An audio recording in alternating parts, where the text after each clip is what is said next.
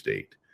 All right. So he asked all of the allies that we support, and we've supported for decades upon decades upon decades upon decades, to get involved in, clearing the Strait of Hormuz. And pretty much they're all reneging. They don't want to get involved. So why should we give them any protection going forward? Because they're all deep state, obviously. They're deep state governments. So we've talked about how the military for years now is working with other military factions around the world to take down the deep state. But here we have the leadership of the deep state worldwide that's saying, yeah, I don't see it. I don't see it getting involved in the Strait of Hormuz. But yet they need that oil, all of them. And if we weren't there to, take this venomous, country that has had the Strait of Hormuz under threat for decades now, if we didn't take that on, no one ever would. And eventually we would have seen the deep state basically use that area to control the rest of the world even more than they do now, obviously. All right. So let's look at, what's going on there. The Trump issues brutal warning to freeloading NATO allies. Help secure the vital Strait of Hormuz or face a very bad future. All right. So America has helped Europe, through the last couple of world wars. If it wasn't for America, Europe would be something even worse than it already is, right? So, what is he going to do? This will be interesting to see, what the negative response is going to be. He says, if there's no response, or if it's a negative response, Trump said, I think it will be very bad for the future of NATO. He's going to pull out of NATO, probably.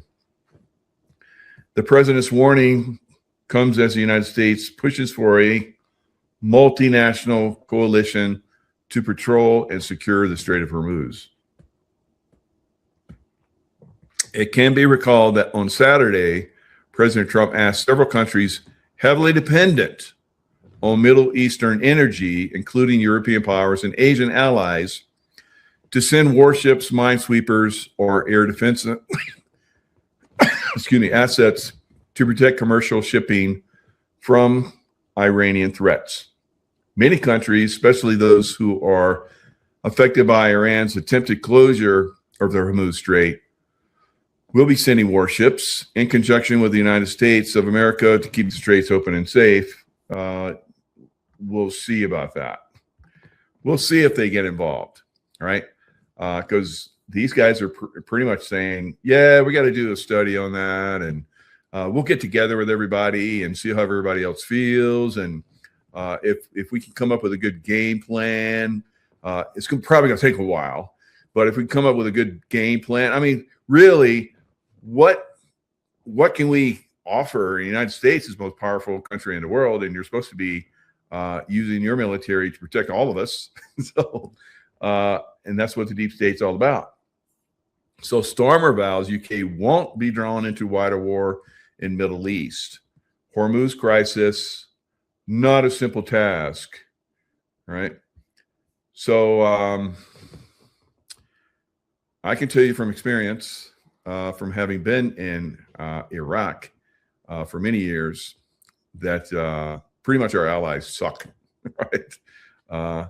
And they don't really get involved. And when they do get involved, it's half-assed. They're shit operators. Unless you go into some of the special forces groups, pretty much all of them suck, right? So I don't even know why we're even asking them. I think, like I said, it's because President Trump wants to put him on notice. put the world on notice that look at all the leadership here. We need to remove it because they're not helping your people. So what's Starmer going to do? He's going to give a bunch of money to people who are struggling with power cost. Why are they struggling with power cost? Because they don't have the oil. What? Incredible. So why don't you take a little time, a little energy, a little money, and unmothball your carriers and send them down there to help out there, Starmer, right? Maybe the people of the UK would like that, would actually like to get involved. But here we have the leadership that's pulling the strings and it's going to make life more miserable for their people. And they're going to blame it on Trump because Trump was the one who went in to hit the evil Iranian government, and now they won't help. And we're not going to give it to them. So it's going to be longer. It's going to take longer, but we'll see. Freedom-loving nations should heed President Trump's call to secure the Strait of Hormuz together. For decades, the world's most consequential waterway has sat beneath the shadow of a hostile regime. The Strait of Hormuz, a sliver of water just 21 nautical miles wide at its narrowest point. I've been in the Strait of Hormuz. It is very narrow. Serves as the jugular vein of the global economy, as we're seeing right now. Approximately a fifth of the world's oil passes through it, carried by roughly 3,000 ships each month. Now, they're just talking about the oil, but there's also a lot of other things, farm, products and so forth, that does make a massive difference, even here in America. All right, fertilizer and all kind of crazy stuff. The cost of complacency is no longer theoretical. We're now living with the consequences of allowing this vulnerability to fester. The effective closure of the Strait of Hormuz has sent the oil prices soaring above $100 a barrel, with Iranian officials threatening they could rise beyond 200. U.S. gas prices have spiked 23% since the conflict began. Around 1,000 oil tankers are currently stranded, unable to pass. So, there's other places where this oil could be gotten, lots of African places, Libya. We'll talk about Libya in a minute, because I've been there as well. And so it's definitely a problem area, the oil. And of course, the United States is, drill, baby, drill, pumping oil, and we're pretty much independent and shipping oil anywhere we want it now. So we're actually, positive on the oil front. But, we're affected by, I don't know why, because we have our own oil.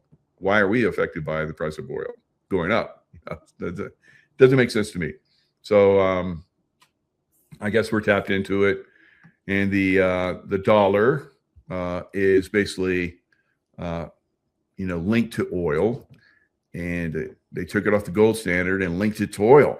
So everybody buys their oil with dollars, unless they try and do something otherwise, which Saddam Hussein did. And we saw what happened with him. All right. Now, was that a good thing that Saddam Hussein was taken down? I say yes. I fought in Iraq, and I think it's positive. It was the deep state running the show, though.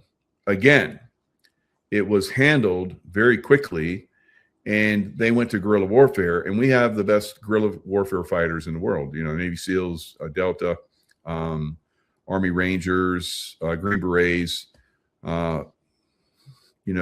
Marine, all the Marines, and then you have Marine Recon. All of us could have gone in and decimated the guerrilla warfare, but we weren't allowed, right? In fact, they took the best war fighters, the Marines, and sent them to Afghanistan. So obviously, Halliburton, needed to make a lot of money. And so that's what they did. And I remember Halliburton. God, it was great.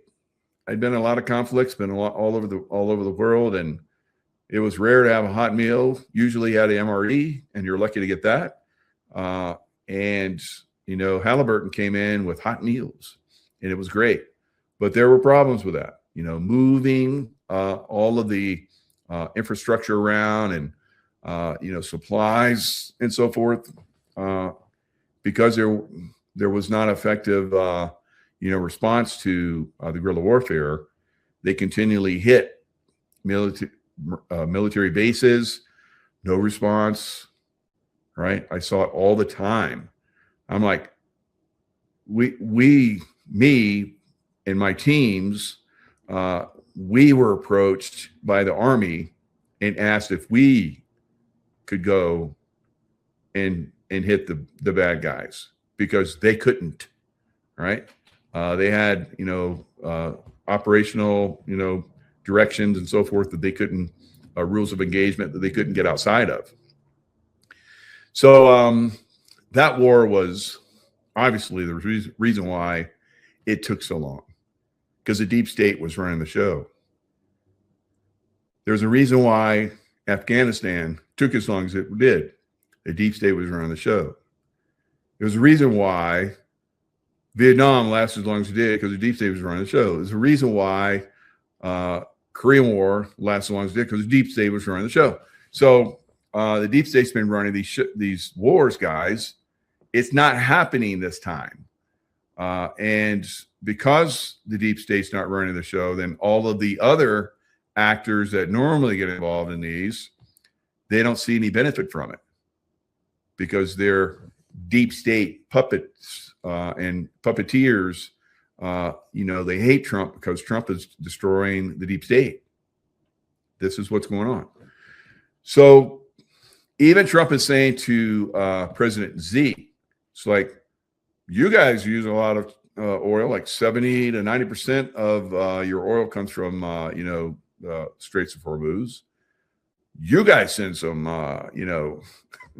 So, Trump is basically coming after China.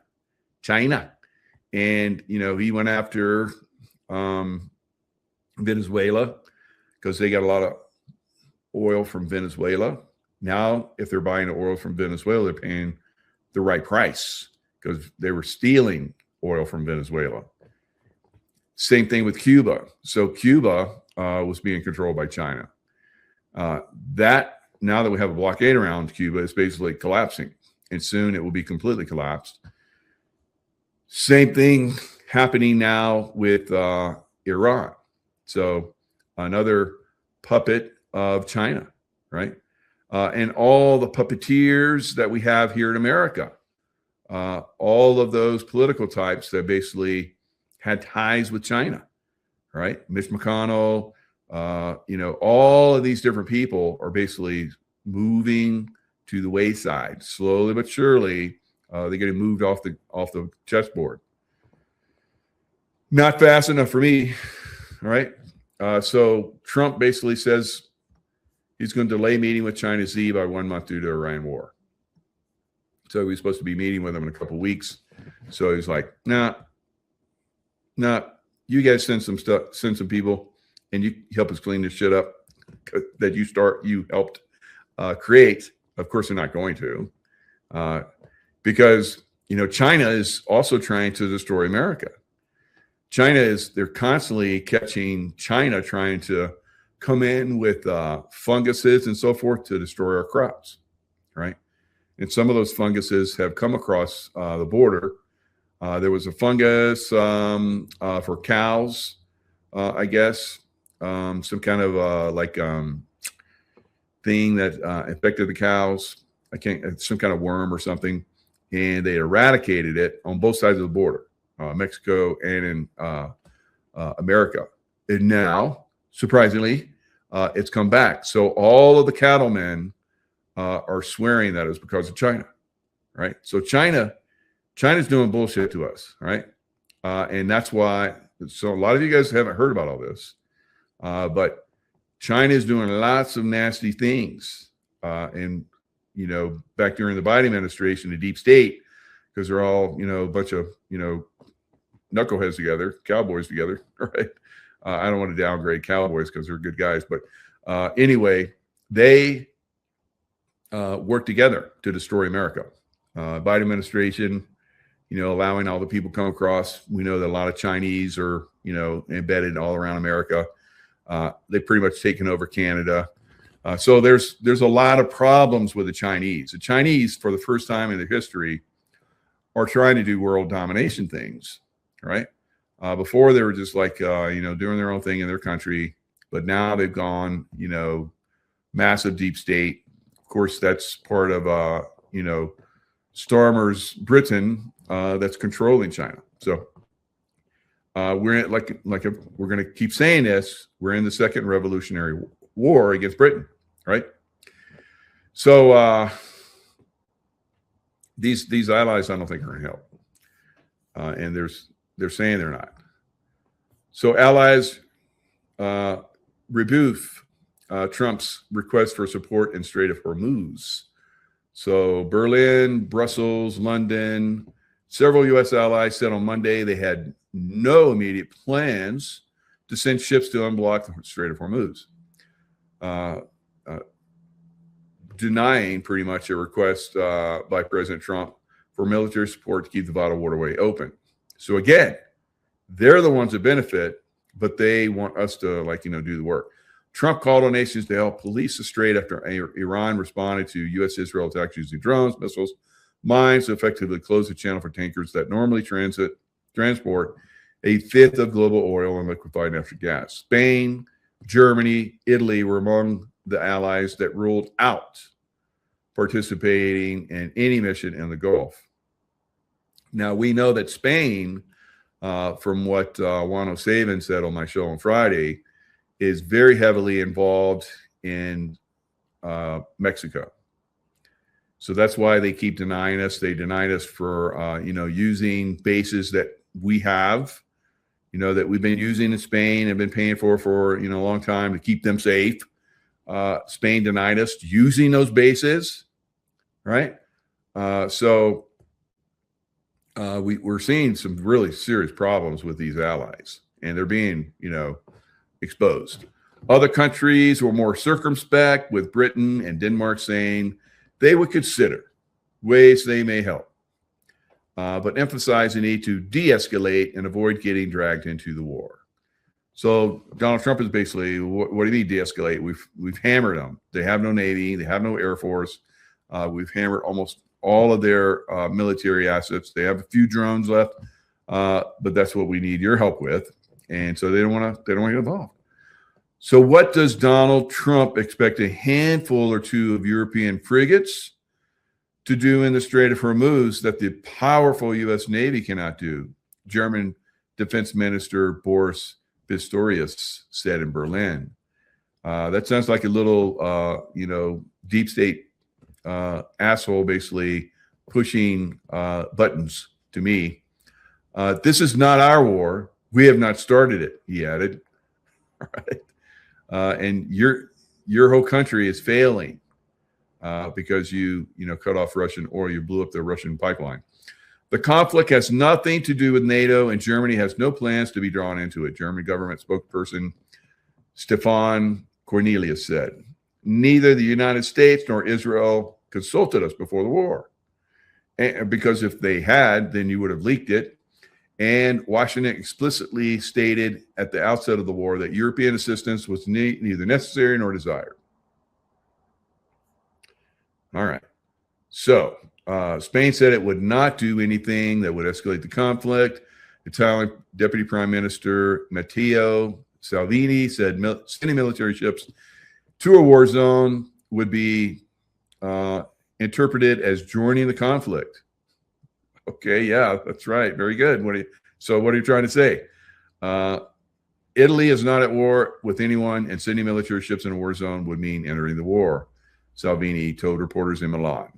All right, so he had to tell the reporters because we know the reporters are deep state too. NATO countries several of whom have been at the sharp end of criticism from Trump in recent months, are wary of angering the White House. So, yes, they should be. We'll see what happens.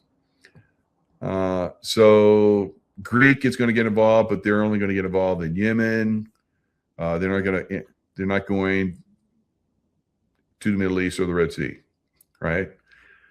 Britain's Prime Minister Keir Starmer, like I said, basically said Britain would work with allies on a collective plan to secure freedom of navigation through the strait.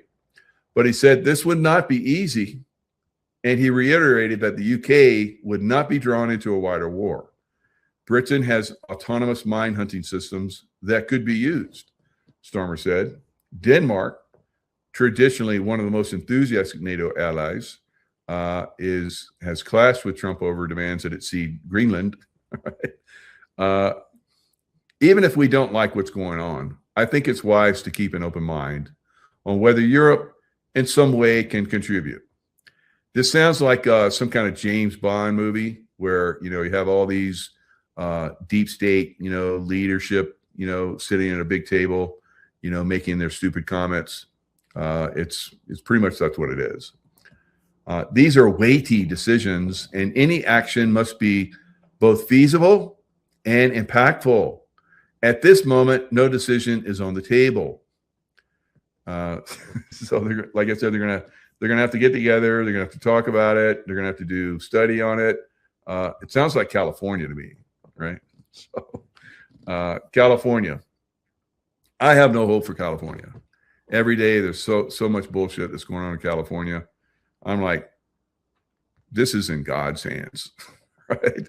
God is probably going to take California and toss it into the sea, and there'll be a few islands left for the good survivors, but everybody else is going to go underwater. I don't know. We'll see. Saddam Hussein. So Saddam Hussein waged war against Iran for 8 years, and over 1 million people died in that war that started in September 22nd, 1980 to August 20th, 1988. It was a prolonged military conflict initiated by Iraq under the leadership of Saddam Hussein, who sought to capitalize on the instability in Iran following the 1979 Iranian Revolution. So he wanted to seize land, and they fought. Of course, Saddam Hussein used chemical weapons on them. The war became a stalemate. It was kind of like trench warfare, heavy casualties on both sides. The conflict saw the use of chemical weapons by Iraq and extensive military operations, including the tanker war. Right? So the conflict is often viewed as one of the most destructive wars of the 20th century. So we know that Iran can be a pretty severe adversary, right? So yeah, we've taken out their Air Force, we've taken out their Navy, we bombed the hell out of their missile systems and drone systems, and every time they fire something, it gets blown up. But at some point, with the Marines coming, they're going to have to operate. They're going to have to take land. So again, how are they going to take that land? Are they going to come in and Osprey? I would say probably.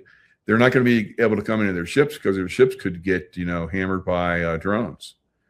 So probably the Osprey will come in. That's the Marines aircraft, and they'll land the Marines and they'll fight, take ground like they're perfect at doing. They won't be hamstrung by the deep state antics that we often see in these wars. So, I mean, I remember when I was in Iraq, and we were getting mortared, and we found out who was mortaring us, and we went to investigate, and we saw they were coming out of a mosque with guns. So we jumped in our vehicles because I'm a security contractor, protecting State Department guys. I'm not I'm not in the capacity, to propagate war. If I'm shot at, I can shoot back. So we contacted one of the guys in my group, had Green Beret contacts because he was former Green Beret. So we contacted the Green Beret. They were on their way. They were going to come in. We had everywhere. We had it all mapped out for them, who the baddies were, where they were,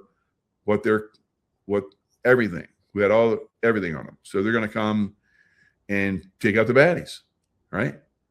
So the day before they were supposed to leave, they contacted us, said, we got shut down. Everything was all online, and they came and shut us down. So that's a deep state war, guys.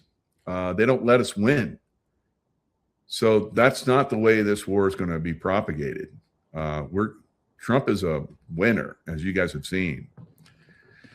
So I don't know how long this war is going to take, but it's going to take the Marines coming in to occupy, because we're not going to get any help from the rest of the world. And if they do, they're going to be in the friggin' way, like they were when I was overseas. We had Spanish were in the way. They did stupid shit.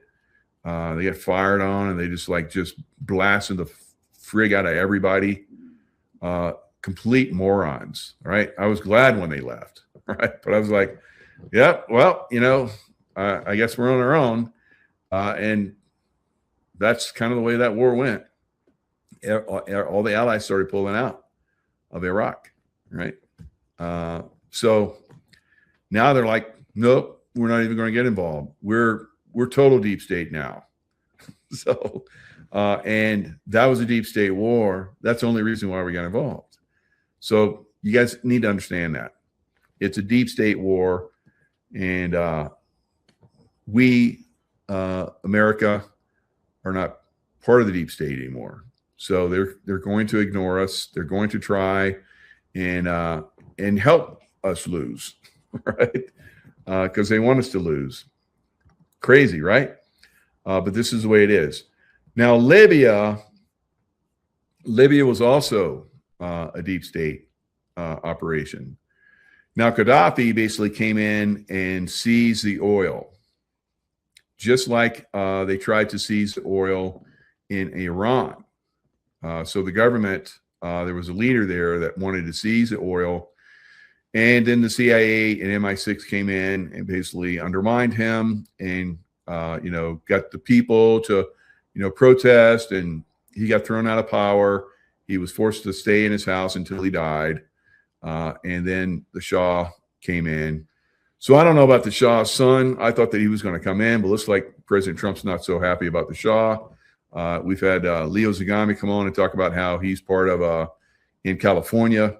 He's part of a Illuminati group. So maybe we're not going to see him take power. Right? I don't know. Interesting. I don't know how this is going to work out, because we've taken out their leadership. And what I love is Trump is saying that Khomeini's son is homosexual. Right? So they're going to, it's a smear campaign now, right? I've seen these over time. So and Trump, I guess, from the article, Trump was laughing and everybody was laughing and all that kind of stuff. So for me, I don't care. It's like, what, I mean, a homosexual can kill you just as well as a heterosexual. So who cares? But it's a smear campaign. So they're going, and it's funny because yesterday on my show, because this happens sometimes, I put out there that, all of those guys are homosexual, because look what they do to their women. They cover them up. They're the most beautiful women in the world, some of the most beautiful women in the world, and they cover them up.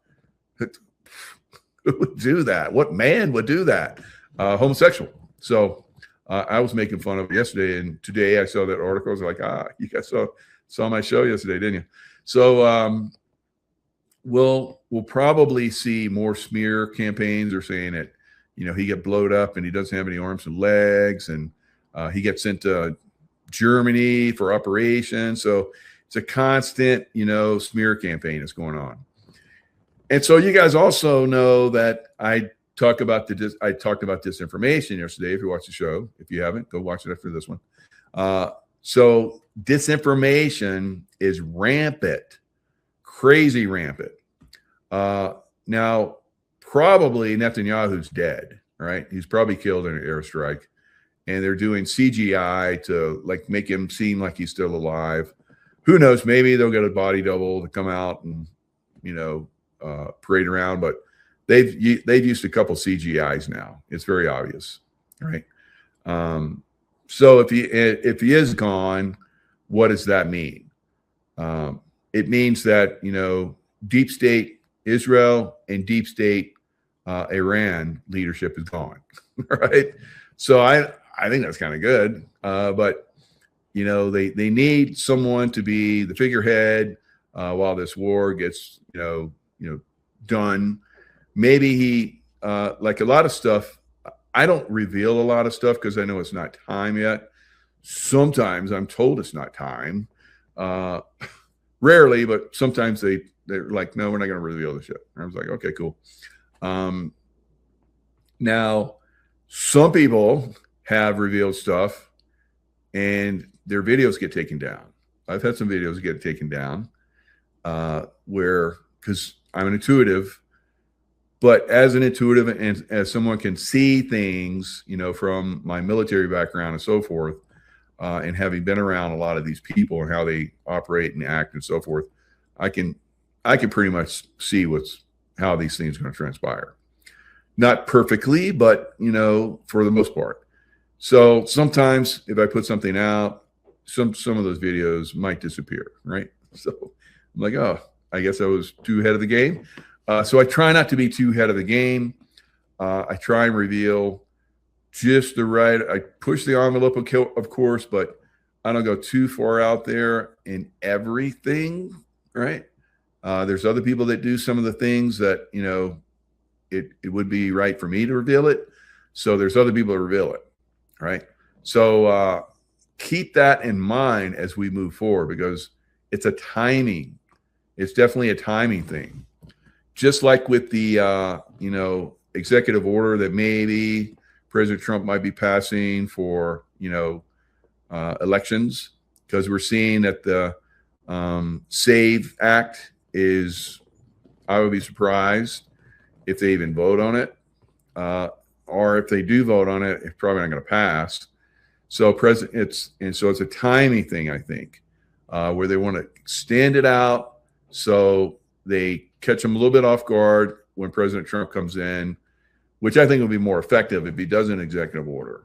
That will be more far-reaching and so forth. We can go into other countries that have tried to, take our country down. And who knows, maybe the SAVE Act will do some of that. I don't know. So they're talking about how China, they're exposing how China was involved in that last election steal, of course, because they were sending, paper ballots, mail-in ballots to a lot of different states, California, one of them, and other states. And, they have record of it. They like open a quarter panel of one of the boxes that went to California, I think, and took a picture of it, and it was from China. So, and I think today in California, somebody was caught, giving people $5 or something, $10, whatever it was, to sign a piece of paper that was for a ballot initiative that was going on in California. So that's why I say California is so friggin' corrupt. It's just going to have to fall into the sea, guys. It's going to have to big earthquake and take California out. The big earthquake comes, and hopefully you guys, if it does happen, you sense it before it does and get the hell out of there. But if it does happen, get the hell out of there, right? Don't stick around thinking they'll come and save us. This is the government of California. They're not going to come and save you. All right, get the hell out of there as fast as you can. All right, so and everywhere else. If something happens, earthquakes, on the east, west, middle coast, fault lines everywhere. Here, fault line, there, fault line, everywhere, fault line. So if fault line goes off, don't wait around, right? And if you do, it's going to be bad, I think, right? So better to just pack up what you need and get the hell out of there, right? As fast as you can. All right. At some point, the roads will probably get clogged and you're not going to get out of there, right? And things would probably get so bad in some of these areas that you're going to get looting and cannibalism and all kind of crazy stuff. All right. So life under Gaddafi. All right. So right now we're seeing where oil can possibly come from. And one of the reasons why perhaps Europe is like, we got other options. All right. Maybe, I don't know. There's not a lot of oil in Libya. I've been to Libya. Now under Gaddafi, Gaddafi nationalized the oil. That's why they're always after him. That's why they're always trying to kill him, because he nationalized the oil. The oil interests are very powerful, right? And there's evidence that there was oil interests that were involved in JFK's assassination as well. All right, so the oil nationalization, Gaddafi nationalized the oil industry, allowing Libya to control its resources and significantly boost its economy. Now, with Saddam Hussein, he decided to go off the dollar standard for oil and start to use euros. And it wasn't long after that we invaded, right? That's deep state bullshit. And they wrap it in, we're trying to do the right thing. That was total deep state. Now, it was a debt-free economy. Now, here in the United States, I don't know, what are we at? $36 trillion in debt? I don't know. It's probably more, but something like that. Debt-free economy. Libya maintained a debt-free status with substantial reserves estimated at 150 billion, which provided economic stability. Now, another thing that Gaddafi was trying to do was do an African gold standard. Now, the gold, Libya had tons of gold. Who do you think got the gold?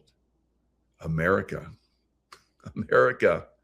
Yeah, because when I was there, one of my buddies was on a detail, and they went into a government facility, and they're having a conversation, whatever, they're having a meeting, CIA reps and all that great stuff. So my buddy talked to this one guy that had been there for a long time, and he showed him a map.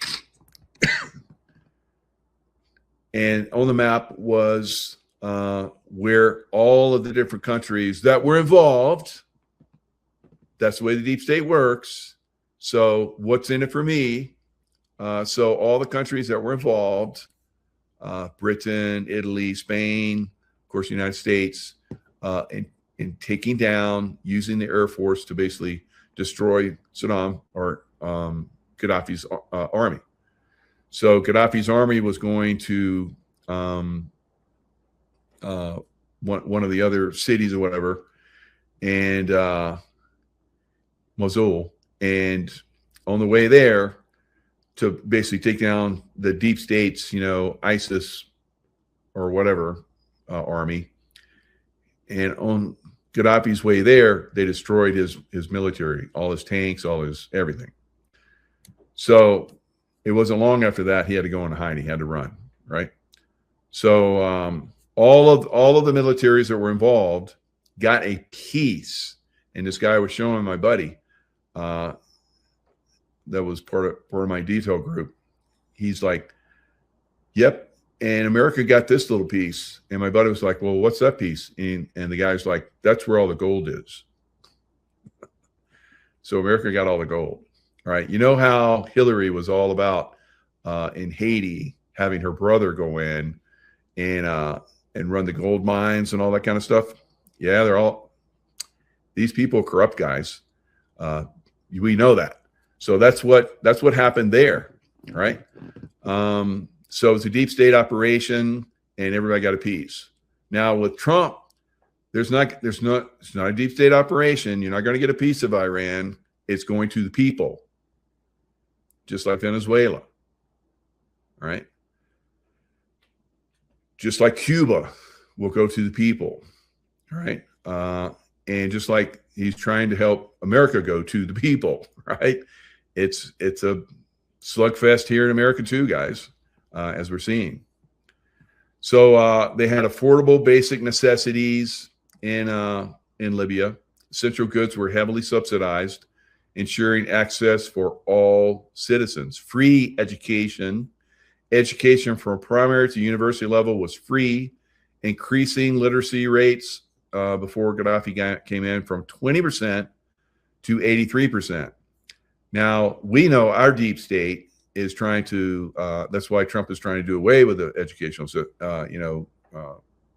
not educational system as a whole, but the Department of Education, because they're basically just destroying education in America and making our children, probably from 80, 90% literacy to down to 20% if they can. So a quarter of the population held a university degree. And when I was there, they were very educated. Everybody spoke English. You never see that in the Middle East. A little bit more in Egypt, but pretty much they were by far the most educated country in all of the Middle East under Gaddafi. Housing initiatives. Gaddafi implemented programs to build affordable housing, considering it a fundamental right. Citizens could obtain interest-free loans for homes. Imagine that in the United States. We're at probably one of the worst, levels of home affordability in history. And, President Trump tried to push, 50-year mortgages. I'm like, good God, are you kidding me? Support for families, newlyweds received financial, they just popped off. Newlyweds received financial assistance of about $50,000 for housing, and mothers received a $5,000 bonus upon childbirth. So he was making a great man-made river project. This ambitious project transported water across the desert, transforming arid land into fertile fields, enhancing agricultural productivity. Egypt is doing this as well right now. So they took up that banner and they're doing it. The state subsidized 50% of car prices, making transportation affordable, with gasoline priced at only 14 cents per liter. So about, I don't know, I think it doubled while I was there. The price of gas after, Gaddafi got knocked down. It was, I think, 25 cents a gallon. And it doubled to 50 cents a gallon. Right. So who knows what it is now, but Europe got a lot of the oil from Libya during that time frame. They got a lot of oil from Libya. And of course, they jacked the price up. I don't know what Libya was selling it for, but in Europe, it was, 25 cents a gallon or 14 cents a liter, and probably $3-4 a liter or something crazy at the time in Europe, because it was really expensive because of the crazy stuff that was going on during the time frame. All right, so pretty amazing, right? Pretty amazing. So we took out Libya because Libya, for all that time, had been, free. And when I went to Libya, it was one of the most amazing cities in the Middle East I've ever been to. Incredible.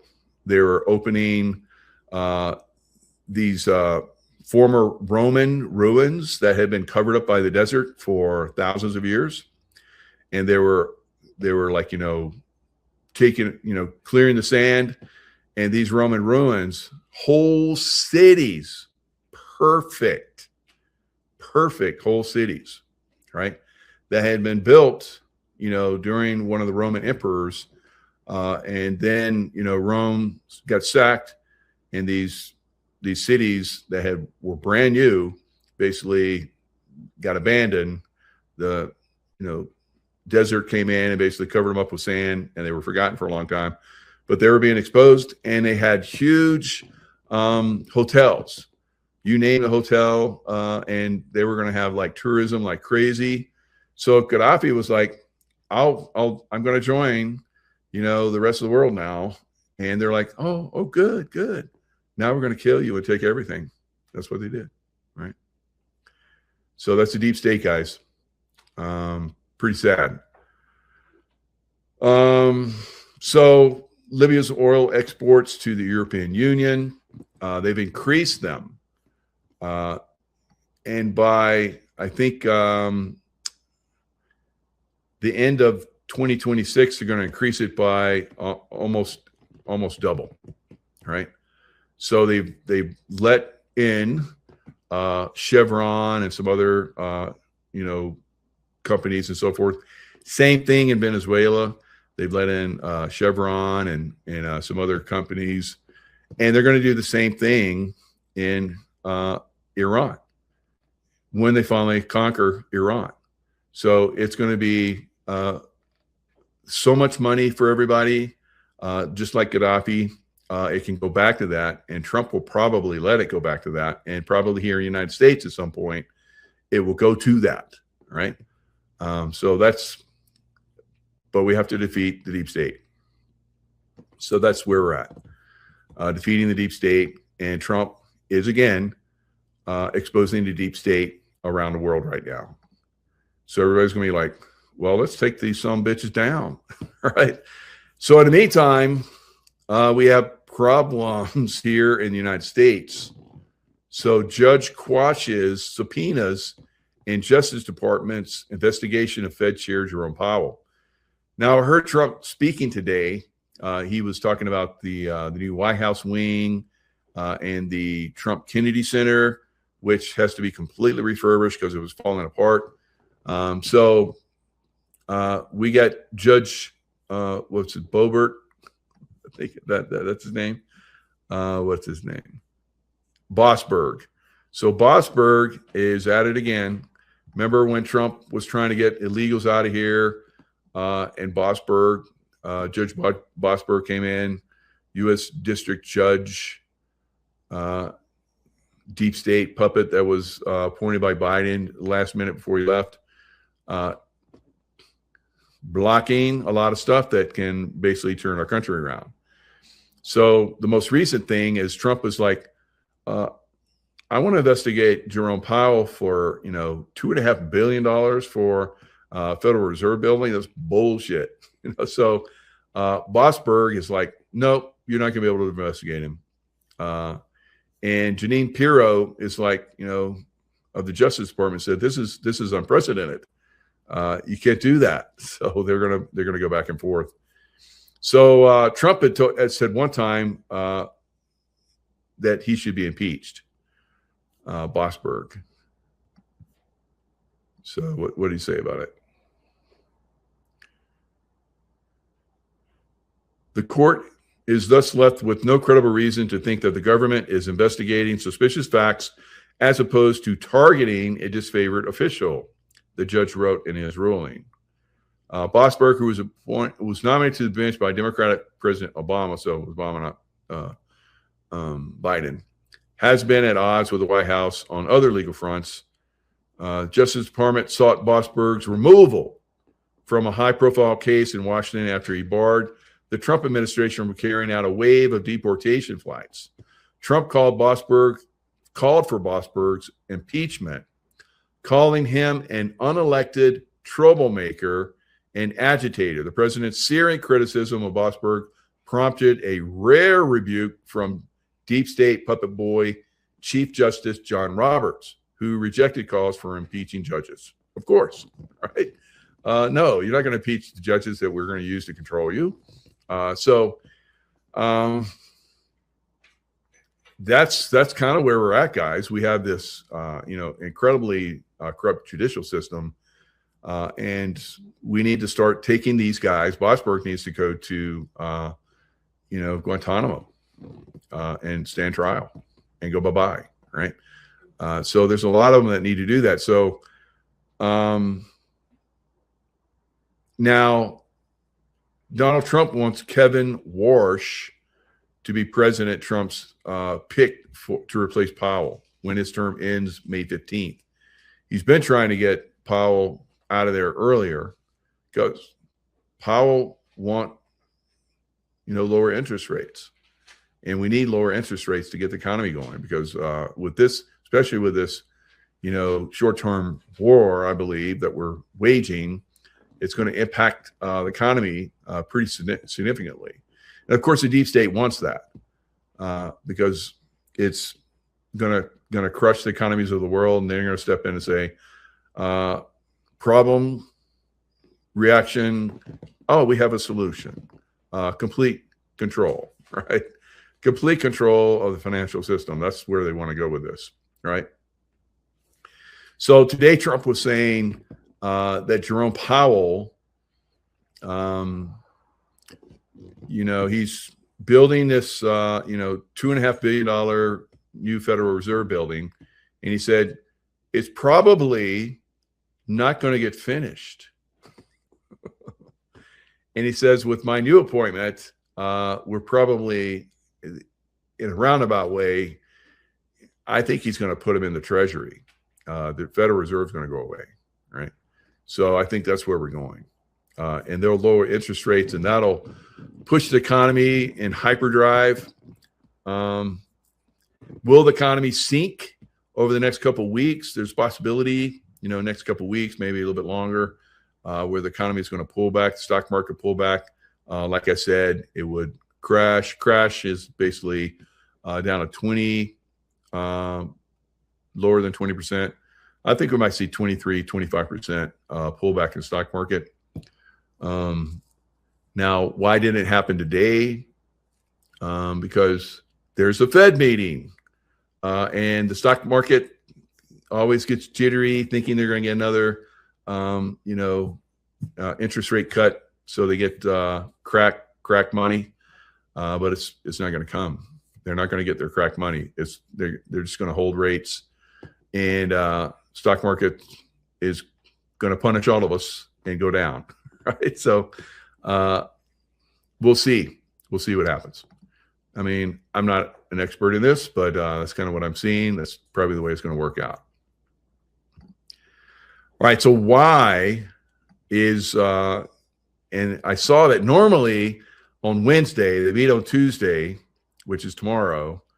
And then on Wednesday at 2:00 is usually when the Fed head, deadhead, comes in and talks about, why they're manipulating the markets, right? Lie to us about, different things that are happening in the markets, why they're manipulating them. So normally it's at 2, but I saw it's going to be at 6 on Wednesday after the markets are done. So what's going on with that? And maybe it's not going to be 6. Maybe it'll be 2 as normal, but that's what I read. So we'll see. Now, another rogue judge strikes again. This one's Murphy, Brian Edward Murphy. For the second time in less than a year, U.S. District Judge Brian E. Murphy of Boston has inserted himself between the elected executive branch and its constitutional authority to govern. So they're supposed to be separate. But these judges have been inserting themselves illegally, and I don't know why it continues, but anyway, issuing a sweeping injunction Monday that blocks Health and Human Services Secretary Robert F. Kennedy Jr. from implementing common sense reforms to the nation's childhood vaccine advisory structure. So we know that they're trying to basically, and they already have cut, kids were getting 72 friggin' vaccines. And I know they've gotten it down to, 12 or something like that. And then some of you are out there like, why didn't you get it all the way down to zero? Because of these assholes, guys. They're always stepping in and stopping the process. All right. If you want your kids to get vaccinated, that should be your prerogative, but it shouldn't be forced. It shouldn't be you have to get them, or they can't go to school, or they can't go into this, or can't do that. That's what these guys are trying to do. And they don't know what all these vaccinations going in kids' bodies at the same time, over a short period of time, what it's doing. Well, we know what it's doing. It's causing causing lots of problems, right? So we need to basically, and I've heard that, I said it yesterday, that JAG, Judge Advocate General lawyers in the military are being cleansed so they can get the good ones, and they're going to start, taking people to Guantanamo. So these two assholes should be, front runners to go down there, right? So now I think that Brennan will be on a fast track to Guantanamo as well, and with his treasonous activity, he's probably going to get executed, right? So that's my opinion, right? I'm sticking to it, right? We'll see what happens. All right. So California homelessness complex, industrial complex, LA beachside hotel. The city bought for the homeless is a microcosm of California Democrat policies. City of Los Angeles bought former Ramada Inn near Venice Beach in December 2020 for $8 million to provide interim homeless housing. Property housed some individuals temporarily, but was emptied in October 2022 for conversion to permanent supportive housing. Project delays, of course there were, so they can milk the money out of that. In October 2025 is when it's expected. Construction began in October 2025, so 20 months for permitting and financing gaps left the building vacant for years. So he spent all this money for the homeless, of course. They have billions and billions of dollars to go for homeless in California, and it all disappears because of this kind of stuff. All right, so finally, construction began in October 2025. Expected completion is December 2026. Total cost reached approximately $20 million, equating to about $625,000 per room for the 32-unit site. That's what taxpayers are paying. Imagine a family getting a free house for $625,000, kind of like Gaddafi was doing. So crazy stuff, guys. So city administrative officer report shows over 1,000 of 3,098 acquired units and beds remain offline across multiple sites. So they're just money laundering all those rooms, 1,000 rooms, money launder them. So Venice Beach, very nice area, or at least used to be. Right? I've been down there. It's not so great these days, but the former Ramada Inn, imagine, near Venice Beach. At one time, it must have been unbelievable. A fantastic piece of property, and they got it for a dream. And they've been, milking money through it for years now. And that's why they do everything in California. That's why it has to go into the sea, right?